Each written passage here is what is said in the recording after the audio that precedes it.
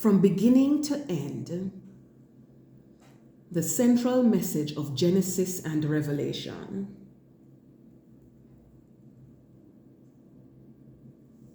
The Bible is a book of remarkable unity, despite being composed over many centuries.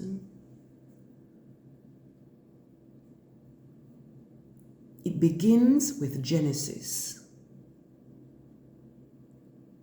the story of creation, humanity's fall, and God's first promises of redemption.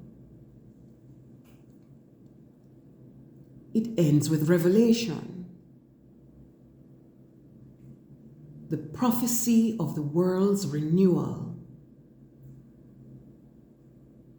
the final defeat of evil,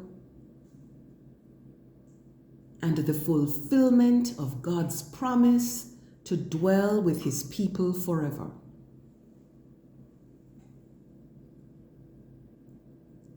Though separated by thousands of years in human history,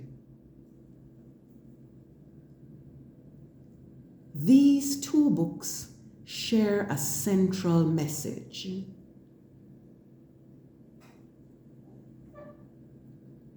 God's plan for creation, humanity, and eternity has always been one of redemption, restoration, and divine presence.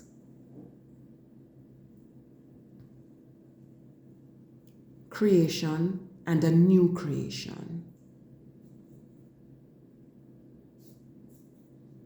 Genesis begins with the account of creation. In the beginning, God created the heavens and the earth. Genesis 1:1. God formed the world in perfect harmony, declaring it supremely good. Genesis 1:31. Humanity was made in God's image and given the responsibility to care for the earth. Genesis 1:26-28. However, this perfection was short-lived as sin entered the world through human disobedience. Genesis 3:6-7. Leading to suffering, death, and separation from God. Revelation describes the reversal of this brokenness with a new creation.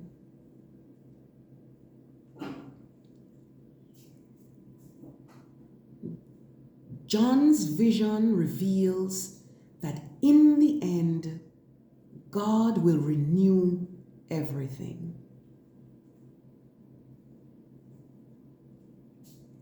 Then I saw a new heaven and a new earth, for the former heaven and the former earth had passed away.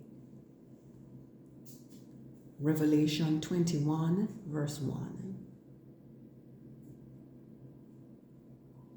Just as God created a perfect world in Genesis, He will restore it completely in Revelation, ensuring there is no more death, grief, crying, or pain. Revelation 21:4. This mirrors the original intention of Eden, a world where humanity lives in peace with God.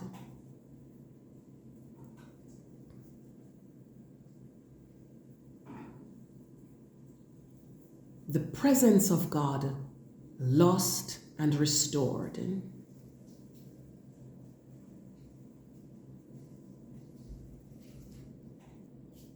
In Genesis, Adam and Eve walked in the Garden of Eden, experiencing close fellowship with God.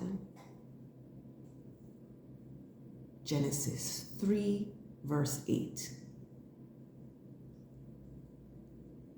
However, sin led to their exile from the garden and the presence of God. Genesis 3, 23 to 24. Throughout history, humanity has struggled with this separation, seeking ways to reconnect with God through worship, sacrifices, and the law. In Revelation, God's presence is fully restored. John writes, "Look, God's dwelling is here with humankind. He will dwell with them, and they will be his people. God himself will be with them as their God." Revelation 21, verse 3. The longing for communion with God, lost in Genesis, is fulfilled in Revelation when God once again lives among his people permanently.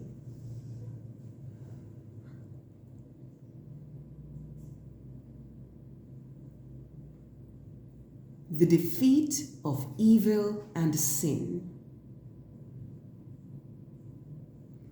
Genesis introduces the enemy of God's creation.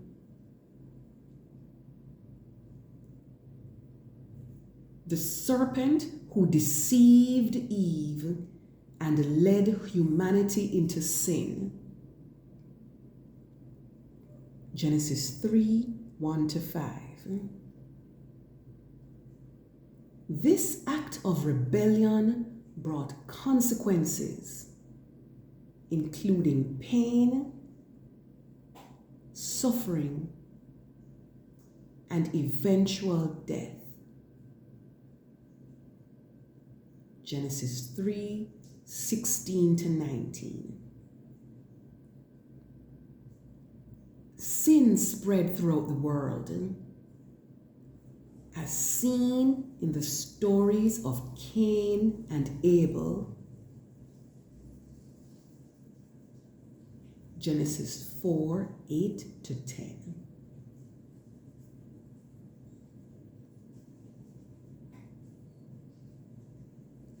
The wickedness before the flood. Genesis 6, 5 to 7.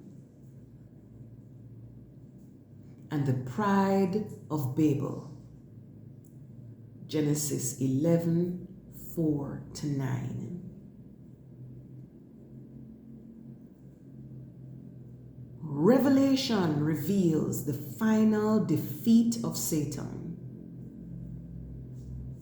who is cast into the lake of fire. Revelation 20, verse 10. This victory over evil is the fulfillment of the promise made in Genesis.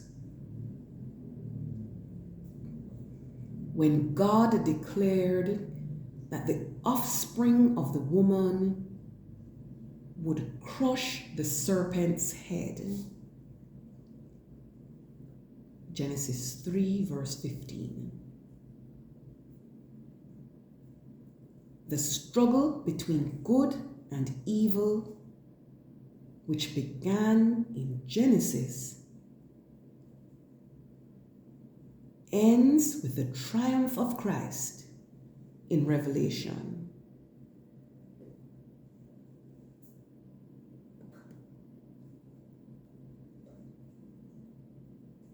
The tree of life banned and reopened.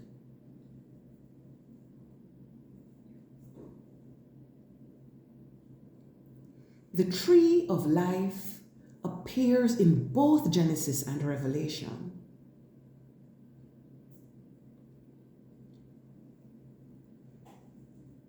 In Genesis, Adam and Eve were barred from eating from the tree after their sin.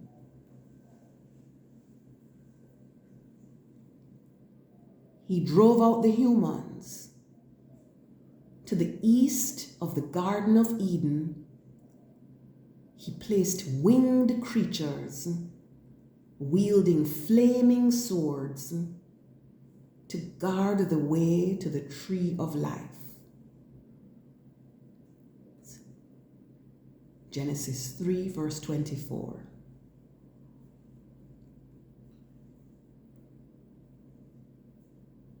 In Revelation, access to the tree of life is restored.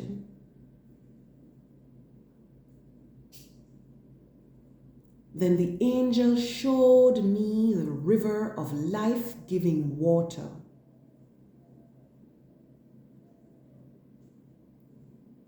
shining like crystal, flowing from the throne of God and the Lamb through the middle of the city's main street.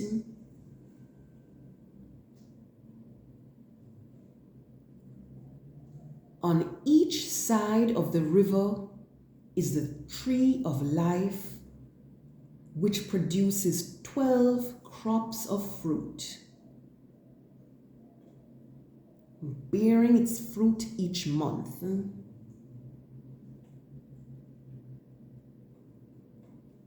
The tree's leaves are for the healing of the nations. Revelation 22, 1-2. What was lost in Genesis is now freely given in Revelation, demonstrating God's complete plan for redemption.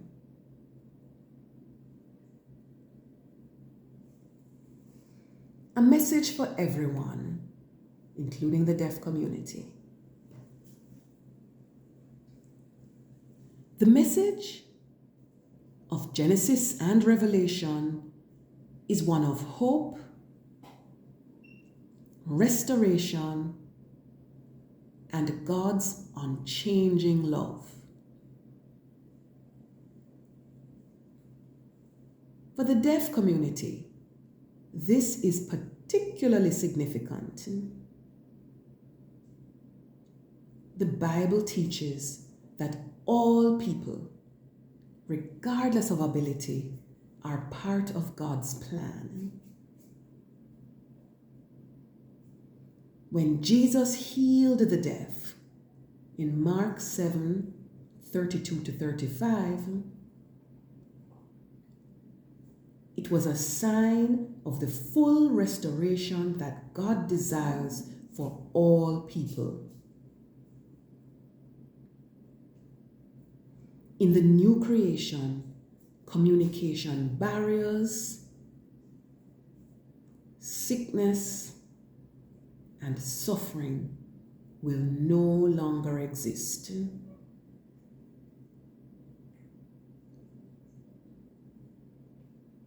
The final invitation in Revelation is for everyone to come. Let the one who is thirsty come. Let the one who wishes receive life-giving water as a gift. That's Revelation 22, verse 17. This includes deaf individuals who are just as much a part of God's kingdom as anyone else.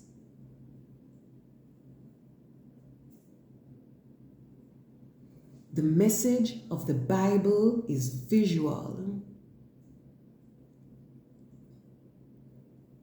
experiential, and accessible to all who seek Him.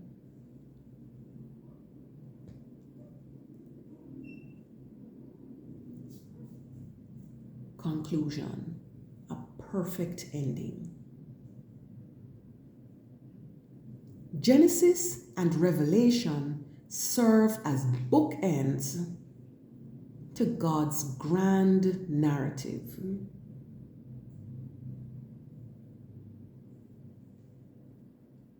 What began as creation marred by sin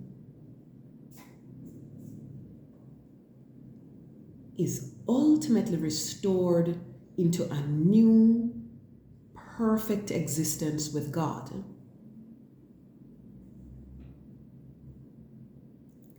The struggles introduced in Genesis, separation, suffering, and death, find their resolution in Revelation's vision of eternal peace and communion with God.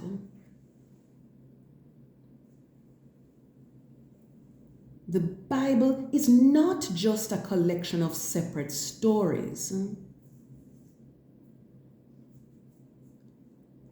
It is a unified message of God's faithfulness from beginning to end.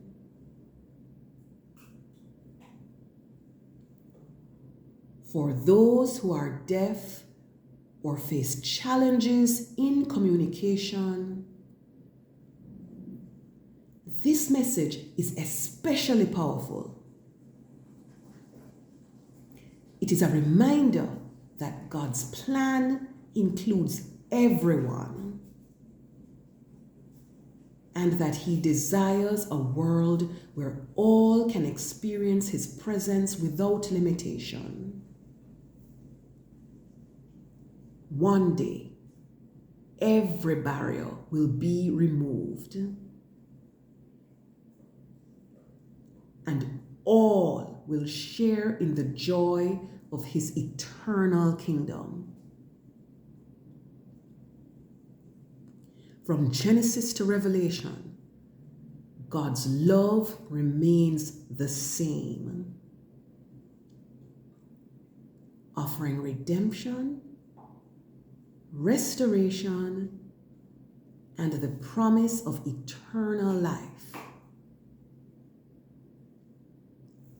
The story is not just ancient history. It is the future God has prepared for all who believe in Him.